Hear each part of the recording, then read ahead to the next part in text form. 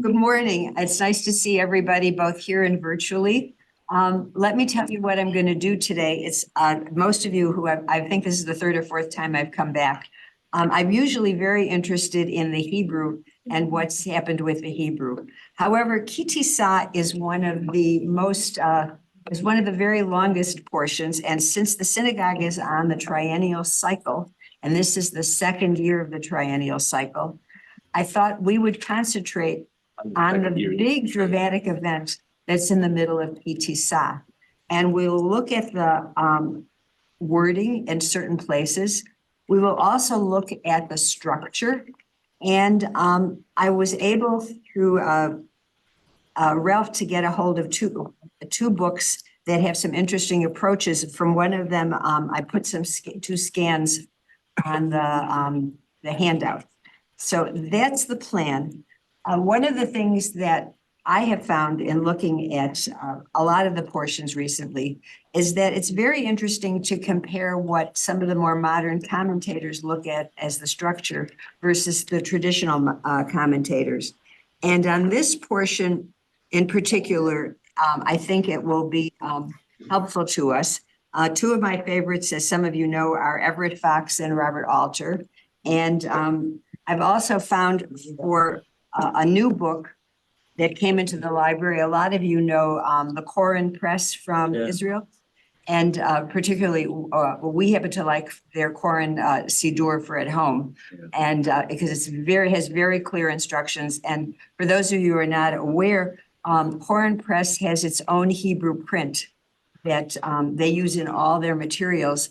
And if for people who have sight visions issues, it's a very clear print. So they have come out with a Tanakh. Rabbi Hale used it a couple weeks ago here. And I asked Ralph to get at least the book of Exodus for the library. Each book is this big. And I looked what it would cost to buy it for myself. And I asked Ralph to get it for the library. There's also curiosity, how much is it? Each book is over $50. So, and I don't think all 5 books of the Tanakh are out. Some of them are, and also some of the books of the Nevi'im are out. And each one, we'll talk about the approach as we get to our section. The other thing that's come out from Koren Press is a Parsha companion on each book. I don't know if they're all by the same rabbi. The one on Shemot is by Rabbi David Fohrman. Fohrman. And it was interesting to me, his approach to the dialogue that's in Kitisa. So I thought that we'll look at that as one of the points. So to let us know where we are in the yes. Sylvia, what is the what kind of rabbi is he? Okay. Oh, okay. Oh, so all right. So you want to know what the approach is? Yeah. So for all of you who don't know, I think everyone knows the approach of Everett Fox. I don't know if he was for years at Clark. His interest is in trying to figure out how the Tanakh relates. He was very interested in the original Gruber Rosenzweig translations into the German. And he felt that he would try to do a translation into English that is as close to the Hebrew as possible. In many cases, his translation is very awkward because it doesn't flow beautifully in English as a result. It doesn't flow, but I like it better than the JPS translation. Well, I've been using it on Safari. Okay, yeah. So I know him from years ago when he was working on this, and he used to try these things out at the Cage Conference. So his approach, I don't think has a religious approach. It has an academic approach. Robert Alter also has an academic approach. He is very interested in comparing the language in the Torah to other Semitic languages and other usages of similar words, feeling that will help us get in English, as English readers, that will be closer to the intention. And where he feels that the original Hebrew, like shlach et ami, let my people go, is a good example that Everett Fox plays with it because it says send and so on. And Robert Alter uses the original King James because he feels it's known. And then he explains in his footnotes when he decides that the original traditional that we as English speakers are familiar with overrides what the Hebrew is because he feels people will resent it. And he also tells you all the reasons why he chose something. So Foreman is at Johns Hopkins, but it's important to know something about Koren Press in general. Koren Press is an Orthodox press in Israel. They are very specific in their discussion of this book, the Tanakh that they have put out, that in terms of belief that Torah is Misinai, that miracles are miracles that people can't understand. They don't question any of that. However, they believe it's very important to see the archaeology that has appeared and all the items that cognate peoples have done that might be similar to something in the Torah. So it's not, there's not a feeling that there's necessarily layers and something was put in by a later a writer, though Fox definitely has that, and we'll see that in a particular piece here about Aaron, because there's a lot of views about Aaron. Does that answer your question enough, Sheila? Yep, thanks. Thanks for You're the distinction. I appreciate it. Okay, so and we know how this one goes. So let's put us where we are in the Torah. Kitisa is up to the point where we are going to start, which is going to be with chapter 31, verse 18, has been a very technical discussion of the preparation of the tabernacle. Moshe is on Mount Sinai. He has gone up to the mountain to receive the luchot, the 10 commandments on the tablets. And he has been gone approximately 40 days and 40 nights. So the people are getting pretty restless. And that's where we are going to come in. And the shift is at the end of chapter 31. So if somebody wants to, the page number for that is 529. 529, thank you, is where we're going to pick up. And if someone wants to just read that verse, and then we're going to look at why it's such a transition. I'll read it. Okay, thank you. So starting at 18, Yes, just verse 31:18. when he finished speaking with him on Mount Sinai, he gave Moses the 2 tablets of the pact, stone tablets inscribed with the finger of God. All right, so before we look at what's here, what attracts you and would make you say, oh, what does that mean? Well, if you just take it out of context, when he finished speaking with him, he gave Moses. Okay, but I think we know Is that that, what you mean? we know that that's Oh, okay. referring to God, but Okay, I think, does anybody see anything there that looks a little strange? Yes, it says he, meaning God, gave Moses the 2 Finger. tablets inscribed with the finger of God. Why was God, inscribed with Third- his finger? Well, I have an even more difficulty here. Is packed rather than. Does God have a finger? Yeah, well, finger. No. That's, Well, so that's the big question here. But he also What has what kind of he has imagery? his outstretched arm. I mean, Right, so what kind of imagery do we have here for God? That's an anthropomorphic. Yes, thank you, Ivan. Anthropomorphic. As an anthropomorphic image for God. So one of the questions is, what does that mean? And I brought you what Alter says of this, because Alter, no, this is not what is not from yet. Yes, this is from Alter. As I said, he likes to look for comparisons. And so where else is the finger of God used in the Torah? He looks for us. If somebody wants to read that so I don't talk so much. Go ahead, Lois. Moses is now ready to come down to the foot of the mountain, where trouble is already brewing. written by the finger of God. The phrase finger of God, previously used by Pharaoh's soothsayers, may suggest that God inscribed the stone tablets by tracing a finger over them without chisel or stylus. Scholars have proposed that behind this image lie both mythological and political traditions of the ancient Near East, gods who inscribe human fate in stone, and overlords who inscribe on tablets the conditions of vassalage for their vassals. I'm going off like I usually do. I'm thinking of being inscribed in the book of life on Yom Kippur. Yes, so But that's there's a, modern, but that's modern. That's a tefillah that's written afterwards. No kidding. But that's what it leads me to think about. so one of the things, just a second, one of the things is that which Alter is bringing here is inscribed by the finger of God is going to bring all kinds of images. Your image is a modern one. He's suggesting the older images in that culture. Go ahead. I was wondering if the expression in the English language that says written in stone comes from here. It's also, Interesting. I think it's all again, there, it's, Alter is saying that the words in, the inscribed by the finger of God, which it says ketuvim, which is written. It's not, that's not inscribed like with a stylus. It's what the word we use as the common word for write, be'etzba Elohim. So that there, this image resonates with us. We use the expression written in stone, inscribed in the book of life. And Alter is saying that this whole idea of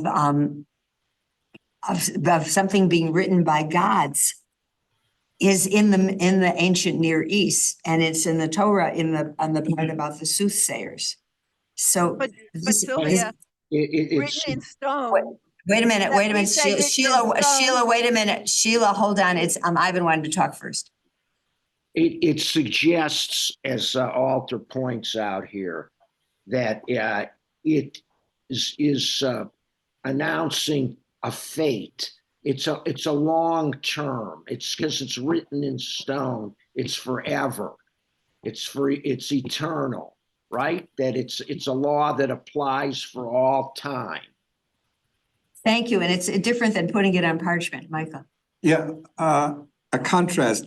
God created the world by speaking with his voice, but he has to use a device, his finger, to inscribe these tablets. He couldn't speak through the tablets and have the words form. Right, so again, this is very anthropomorphic. So I wanted to use this as a transition to what's going to happen next. So there's you've got Moses is on the mountain. He's in this communion with God. The tablets are being inscribed.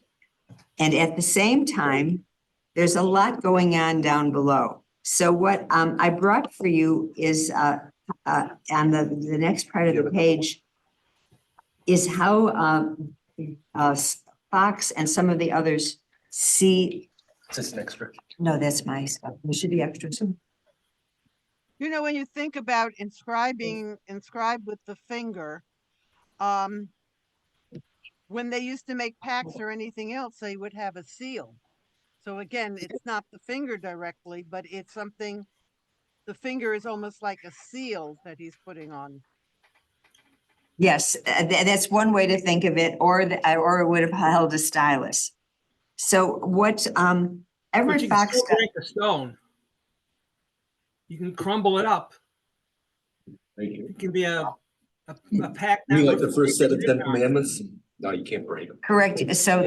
So you're right. Stone is breakable if you don't hold it just right. And that of course happens here. I think it's also saying that this is directly from God. It's not like Moses just wrote down anything, but that God had his hand in what was given to Moses. Like this was directly from God. And it's sort of saying, and God even sort of blessed it with putting his hand on it or whatever, but I mean, this was directly from God. Yeah, so I think Because there's a lot of people that question that.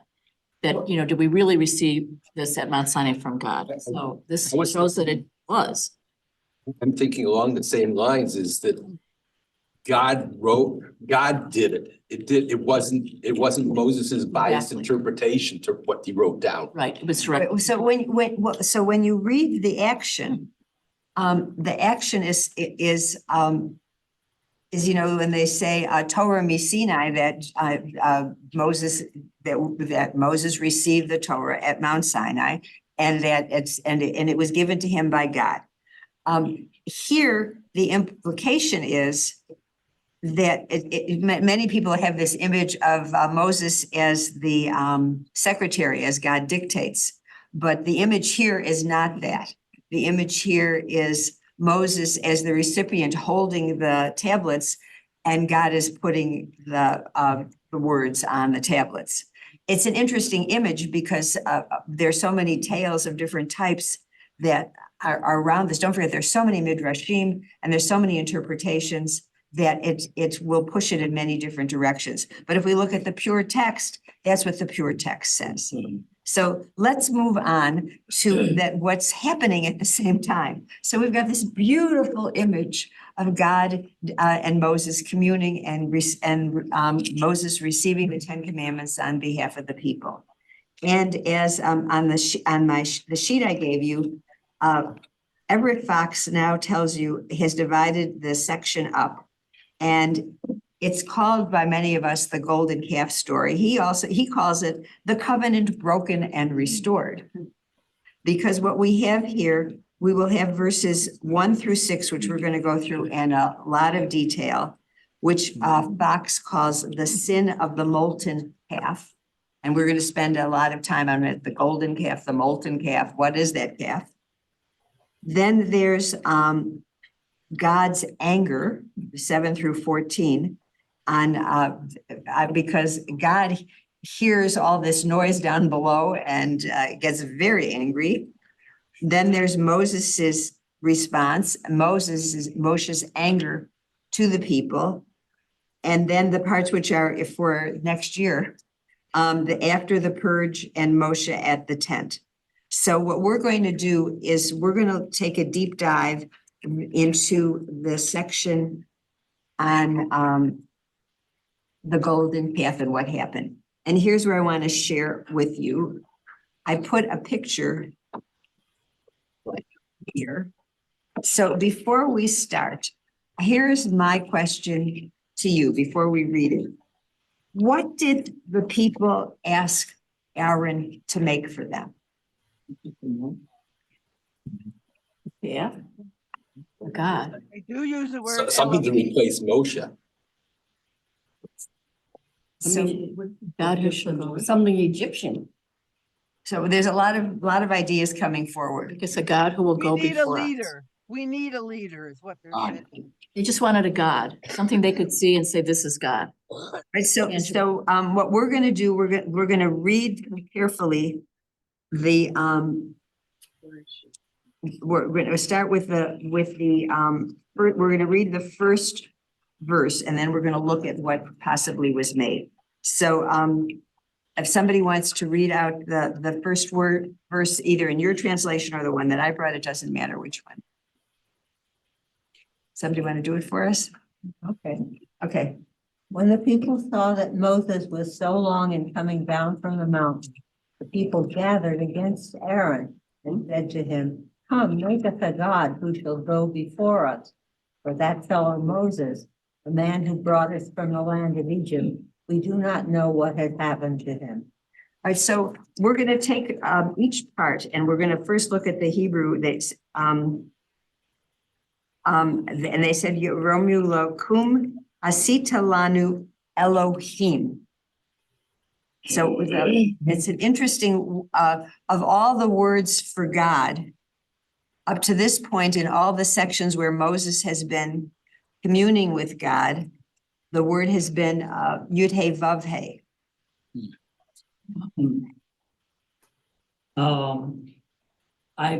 It seems to me like the main idea is that people were getting impatient with Absolutely. Moses to finish what he was going to do, And they said, well, this is not kind of real. And, Aaron, you make us a god. It also shows that humanity, ever since the Neanderthals, ever since humans became human and they settled the land and so on, they had an extremely powerful need to have an unseen, untouchable, unfeelable, Yes. quote unquote, God, God. So it is true that humanity created God. Of course, we are all Jews, we all believe in Adonai and so on. But apparently, humans truly created God because human psyche Right. had a need for it. I think there are a lot of human beings that can't deal with the more abstract, our Jewish nation of an inscrutable God. Perhaps that's what makes Christianity, by the idea that Jesus came down. He was partly man and partly the divine, and that appeals to some people who like that model. It's some other comments, Shira. Yeah, I wanted to develop that because Moshe disappears up onto Mount Sinai. He is no longer seen. And it's difficult for them to have the object permanence of, he's the guy who led us, out of Egypt, through the Red Sea and everything. And so it's like in a whisper, in a breath, he's gone. So it is interesting how they refer to him here, because here it says ki ze Moshe Ha'ish. So not Moses, our leader, that man Moses, he's not here anymore. Where's the respect for him? They're like toddlers. And but they're not asking, when you think of the word for a god, I would have thought the word would have either been El, meaning a god, or Alil, meaning an idol. Instead, it's the word Elohim, which is the plural of gods. Is this the And first time it's used in the, is this the first time it's here in the Bible? It's the first time here in this portion of God has been referred to either as Adonai or Adonai Elohim. Adonai is, okay, Adonai is his formal name. Right. So Elohim is so the adjective describing. but it's but most of the scholars. Luria, the rabbi. Right. But it's interesting. The scholars all note that when you look at the Hebrew of this, it says Aseh lanu Elohim, not Ha Elohim. Make us a god. So the question is, what were they going to make, and what happened? So I found a picture for you of one idea. This is the Busan, the artist. His painting, The Adoration of the Golden Calf. After I show you the things here, I'll pass this around. So what they happened here. But the question is, what exactly did they make? So I found the picture that I put down, gave you, which is the Apis bull, which is the print on it is so small, which is an example of what they possibly could have made.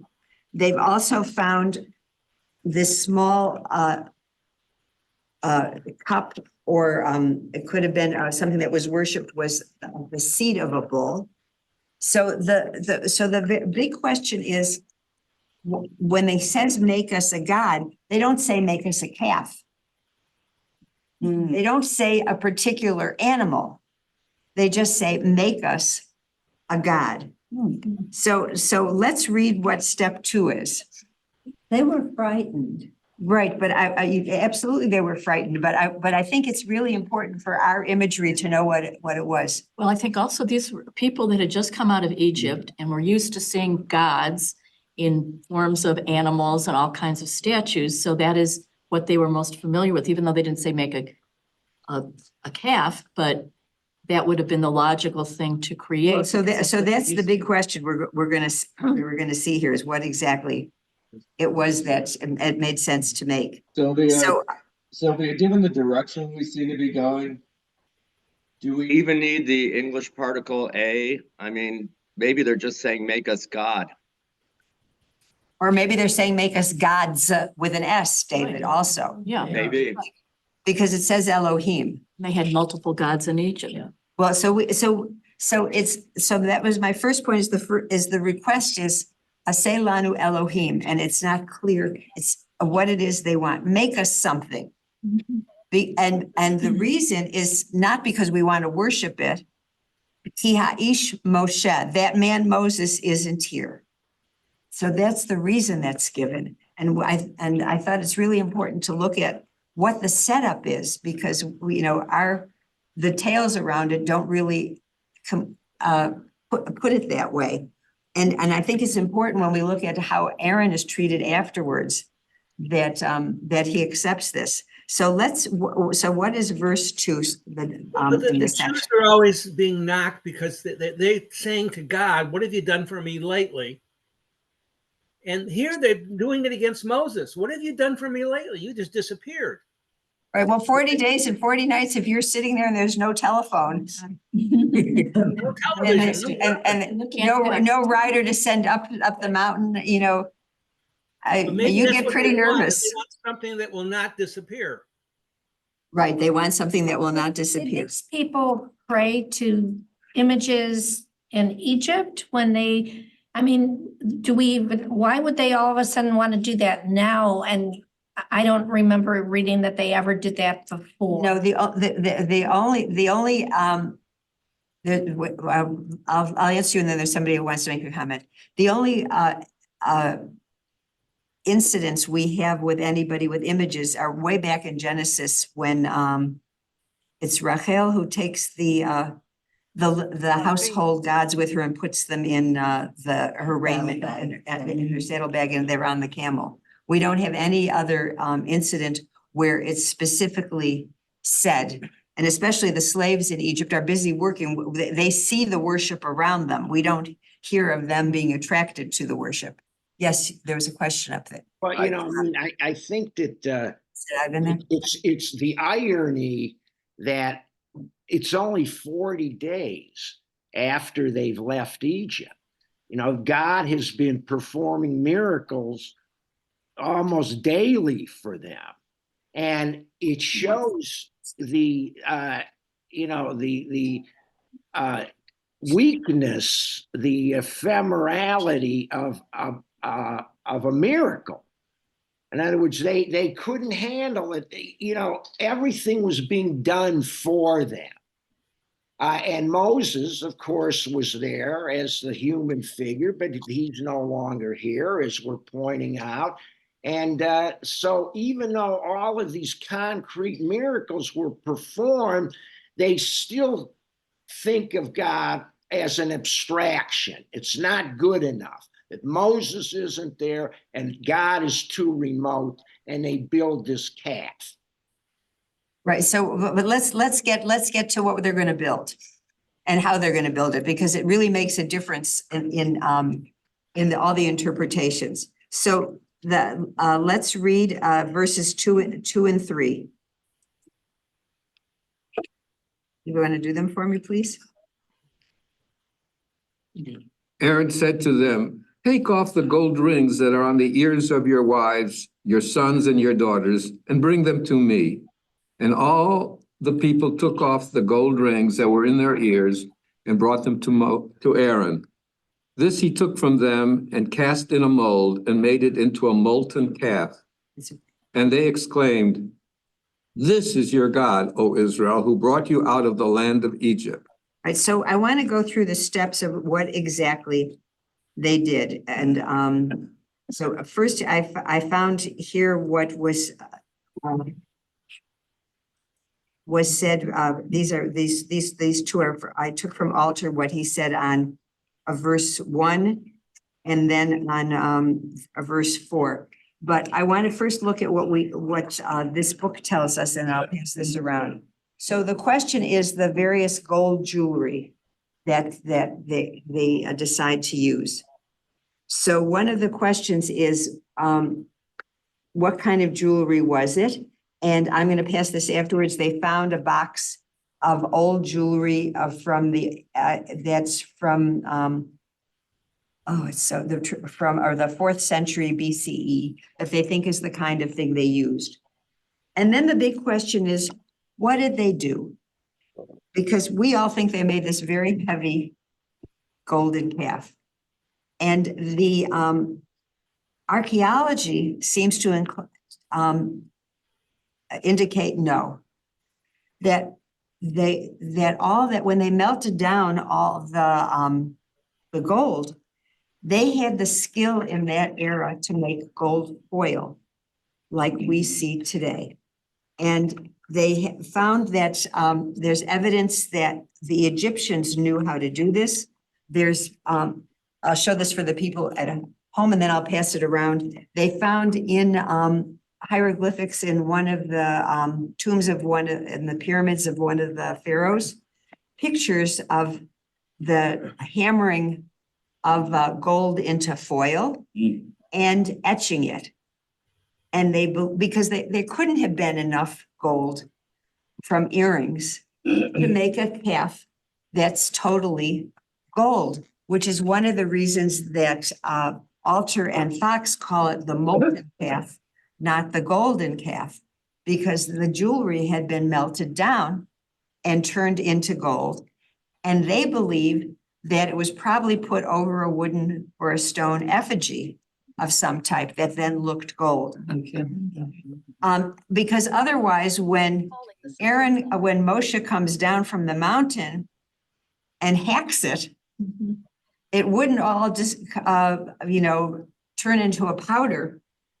If it had been 100% gold, there's no way it could turn into a powder, which I found absolutely fascinating that the archaeology seems to indicate that, our idea that there's this huge, heavy thing. No, and we don't even know what size it was.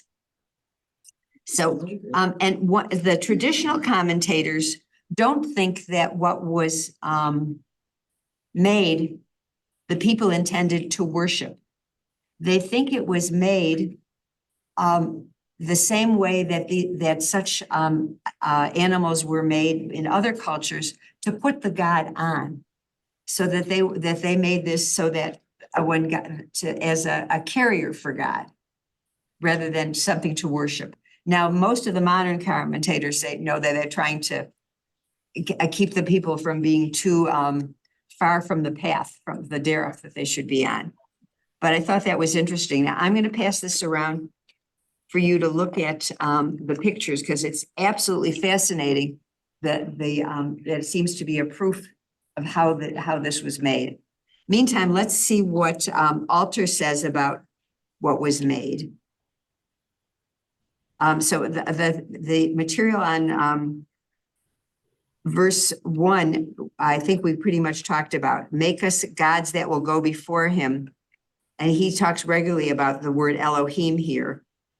And go before, he notices that in the first verse, it's that the people are asking that this God goes before them because they felt the need for a guide, which is why this picture might make sense because this is something that could be pushed along on a cart of some type. If that's what they were looking for, a guide calf of some type. Actually, I'm looking at that picture and I see the serpent underneath the calf. Right. Well, that's a very famous Apis bull. That's which they think that's an example of an inspiration. And we already talked about the fact that he's talked of as the man Moses. Now, let's look at We have it, Sylvia. Yes. I don't know if there is an answer to this or not, but I'm just curious. We're using the word Elohim, and we're talking about a golden calf, a molten calf, or whatever we want to call them. We don't see a reference to this calf again, but Elohim is what? Is the J version? Is this something that's only appears in a certain in one of the versions? Well, so one of the questions is, whether, if you accept the, document hypothesis version of the, putting together of the Bible that we have, that there's the E, J, and the P. Indeed. Then that wasn't the piece that I saw as marked in this. When I was reading about it, it was the treatment of Aaron afterwards. They felt was by those in the court who really wanted to put down the priestly class afterwards. So I didn't see anything at all about, according to the document hypothesis, about which version this was and what I looked at. Somebody else could look that up. Does everybody know what we're talking about? We all know. Okay. So let's look at a little more closely at the comments, especially on, where was I here? On verse 4. We talked about verse 2. I'm losing my own place with what I've given you.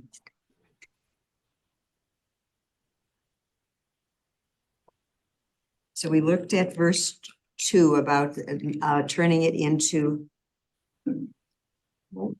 a molten calf. And let's look at he said to take the golden rings. Now, who's Aaron giving the instructions to take the rings?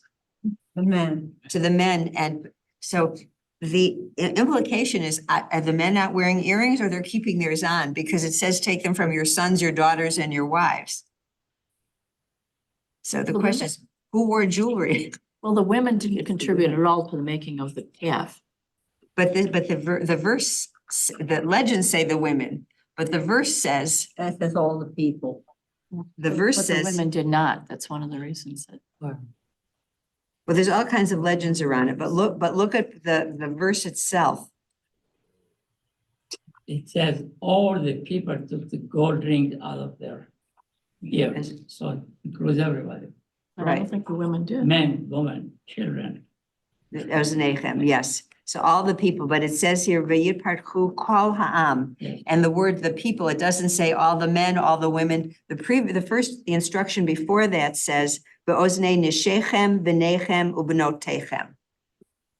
I think maybe the idea was they take the rings from their family, but then they'll remove their own as well. 100%, that's what I thought, yeah. Okay, that's one way to look at it. Well, do we have pictures? Do we have pictures of men wearing earrings at that rough area? I don't know. I don't know either. If this is the only reference, I think in the Torah to men wearing earrings, because it says from your sons also. So I don't see why not. I mean, look at today's African tribes. They have earrings, men. right. Yeah, So but people we never see pictures. Earrings. Well, but don't forget the pictures that we see are of the era were done hundreds and thousands of years later. And if you But look. We have All the art that we have that represents this period is all from the imagination of the artists. In fact, before class, we were having a little discussion about that. Well, that's why when you look at the book that's going around, the Poussin picture of the adoration of the calf is a la the adoration of the Magi. Because the imagery, in each period, the artist who attempts to represent something from the Bible doesn't have our sense of chronology. They tend to paint the pictures or etch the pictures according to their era. So if you will notice that depending on the era is the dress. And if you'll notice contemporary pictures of Abraham, Yitzchak, and Yaakov often have peyot. And we know that that's been added in our era to show that our view of piety, that there be peyot. Did they have peyote? Did they have a beard? How do we know? There's no discussion of shaving in the Torah. So we have no But- idea. But you have the pictures on the Egyptian pictures on the, Yeah, you the know, on the walls. pyramids. We have those. I don't know if we can see if they had earrings. It may be too, too faint. Right, There is but even if they did, that still doesn't say that the Jews dressed Same way. ancient Hebrews dressed like the people of that era.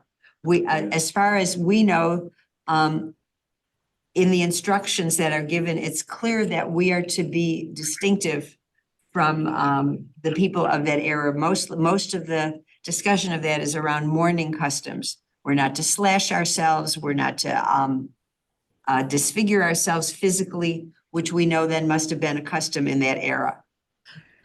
Another discussion of jewelry is when Eliezer gives gifts to Rebecca, he puts rings in her nose and bands on her arms. Yes. I wonder if that was customary jewelry as well. Right, so this is something we really don't know much about. But the fact that if you're done on that end, make sure it gets over here, the book. Everybody gets a chance. Nina, what were you gonna ask? Let me know if this is too, not relatable, but I know I've read somewhere that, many Egyptians came out, with the Hebrews, with Moses. And I know I've read for the golden calf that that the instigators for this, calf or whatever you want to call it, were the Egyptians. So And again, that the Jewish we're talking about midrashim. Right. So one of the things I didn't do with this is bring any midrashim today because I felt that the story itself has so much inside the pshat, inside the actual wording. And we've already had some mention of various midrashim that are around it.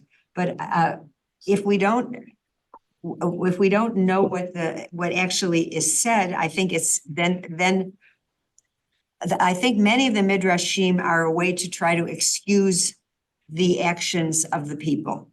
So, and that's a good example of one. This new Tanakh, which tries to show you what the people could be aware of because of the culture they were leaving, doesn't mean that the people from their culture came with them.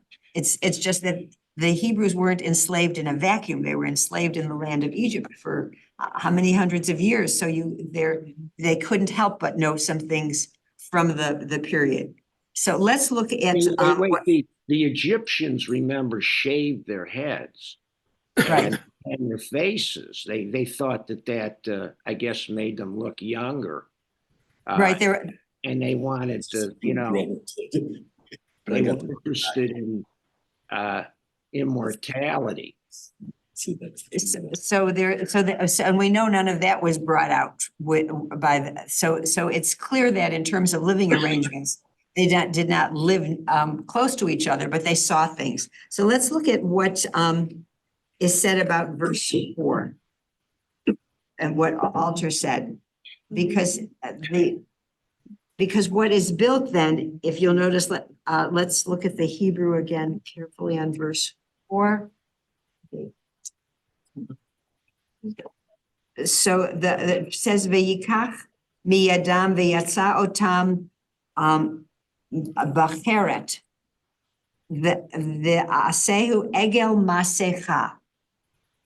So he took them, and the altar makes a point. He fashioned it into a mold. He didn't fashion it into the calf. He fashioned it into a mold. That's why they think it was molten and something that was then wrapped around either wood or stone, or there could have been foil, because it's not a mold. When I used to read this as a child, and they said a mold, I thought, well, like a copper Jello mold. They poured all the gold into it, and out popped. But if that's the case, it has to be pretty small. It can't be a very big calf. And all the, one of the problems we have is all the imagery and all the art and all the agadot show the people dancing around something pretty big. If the amount of gold made something, what, this size? You don't have hundreds of people. The mold would have to be pre-existing. Right, so that's one of the questions here that Alter asks about. Well, So you can fan- think of it as you're taking sand, you're in on a beach, and out of sand, you add some water and you make an image. So here, Alter says, some scholars relate both the verb and the noun to entirely different roots that yield a sense of wrapped it into a bag. But he thinks that reading is quite strained. So he thinks it's this term of mold was associated with all kinds of image making, not particularly to something in particular. So all kinds of metalwork image making. Because again, nobody knows exactly how they made it. And because there's no measurements. What's a big contrast is we've just read all the instructions for the Mishkan, which give you every cubit, and what kind of wood and what kind of fabric and what should be against what. And this is, make us this thing. And he's got a mold of some type. I think besides the issue of whether it was a small cap, a large cap, whether it was a solid gold made of, or whether it was gold, what is it called in English? Gold leaf. Gold leaf. Besides that, the more interesting part of it is that in English it says, so Aaron is telling the people, this is your God, O Israel, who brought you out of the land of Egypt. That is really mind-boggling that he would tell them, hey, it wasn't Moses who brought you out, it was this calf. Well, so that's one of the points of this is what become Aaron's remarks about this. And is that sarcasm? And that's one of the things that's people try to understand. So I'm guessing Aaron knew the people and he knew what they needed. So no, Aaron doesn't say that. It's the people say that. Yes. Yeah. And when Aaron saw that, he built an altar. And of course, then we get into the whole question of what happens. So I'm looking at the time because I wanted to look at one other thing on the portion. So on the molten calf itself, I think we've done the deep dive to see that there's an awful lot about exactly what it was. So then there's another very important part of this, the parsha that we're going to read, and I wanted to do that last verse, which is the last verse of what we're going to read in the second year of the triennial cycle. So let me set you up for it. The people, because we're not going to read the whole portion through. We've got the molten calf has been made. The people have said, this is what brought us out from Egypt. Aaron has looked at them. He's pulled an altar and said, you can have a big holiday with this tomorrow. And then the questions become, so what went on that holiday? And all the scholars, the Orthodox scholars, the progressive scholars, the skeptical scholars, the non-believing scholars said that the dancing and revelry had an erotic sense to it. They all agree that there is something erotic and sexual about it, which makes it completely reprehensible. And that's the part that makes it reprehensible. So they sang, so they danced. Oh, people sing and dance in the wrong place. But erotic singing and dancing, that's the big no-no. That's all through this. So Foreman, and I didn't get to take this, talks about the chutzpah of Moses now, because what happens is Moses is up there. Who hears the rumble and who hears what's going on? God. And God gets very angry. So we've talked about that the people had no respect for Moses. They call him Ha'ish Moshe. So God says to Moses, look what your people are doing down there. And Moses, Foreman then says, has a lot of chutzpah, he says, my people, they're your people, God, you chose them, I didn't choose them. And there's this big argument back and forth between Moshe and God about what should happen. And God says, I'm going to destroy them. I mean, this is just it. And Foreman says this sort of reminds him of Noah and the flood. When God said, angry, I'm going to destroy all of humanity. Well, this time God is going to destroy the Jewish people. I'll start all over again. And Moses says to him, you want to start all over again? You've been telling everybody, all the people around, that you're the great God who brought them out, just brought us out of Egypt, and is going to take us to the promised land, and we don't have to worry about the Hittite and the Jebusite and the Canaanites. What are they going to think if you destroy these people? You're going to start, they think that the next time you start, you're going to be any better? So Foreman lets this out as an argument between the two. And at the end, Moshe comes down, he looks, he has a fit, he destroys the calf, as we've mentioned, and according to the way he destroys it so fast is again why the scholars think this cannot, they call it the molten calf. It couldn't have been solid gold and be pounded like that, or else it has to be a very small piece of gold and very light. But what happens is we are reminded at the end of this section in 33:11. So if those of you who want to find it in what page it is here. 538. 538. 538. Let's read that in the Hebrew and in the English, that verse. Somebody want to do that for us? 11 is on 538. Yeah. ודיבר אדוני אל משה פנים אל פנים, כאשר ידבר איש אל רעהו, ושב אל המחנה, ומשרתו יהושע בן נון, נער לא ימיש מתוך האוהל. So, and the English for this is really important, that God would speak to Moses face to face as one person speaks to another. So the big question here is, what does it mean to speak? Panim el panim. And I brought you the whole page from that Tanakh of what this is about, because if we can find that page, the print will be a little bigger. I have no idea where you are. Okay, it's turn the neck. I'm still reading. Okay, it's page keep going. Let me find it. I'll put it here for you, and then I'm going to ask someone because it's